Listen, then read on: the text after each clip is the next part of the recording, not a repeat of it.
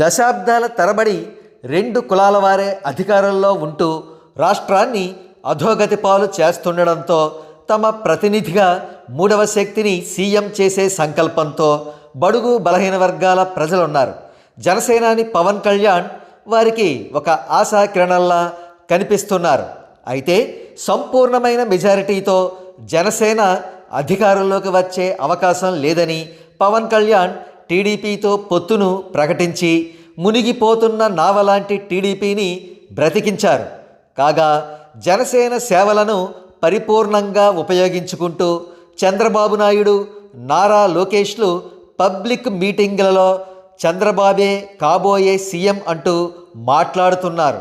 అయితే third force రూలింగ్లోకి రావాలన్న ఆవశ్యకతను గుర్తించిన పాలసీని చంద్రబాబు, నారా లోకేష్ల కుట్రలను ఎప్పటికప్పుడు జనసేనాని దృష్టికి తీసుకువెళ్లే ప్రయత్నం చేస్తూ వచ్చింది.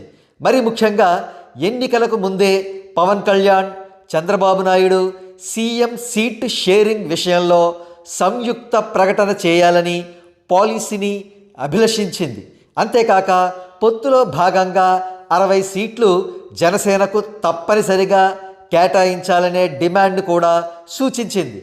పాలసీని సూచనలను ఆహ్వానించిన పవన్ కళ్యాణ్ జనసేనకు పరోక్ష వాయిస్ అనబడే చేగొండి హరిరామ జోగయ్య గారి చేత ఒక లెటర్ వ్రాయించారు.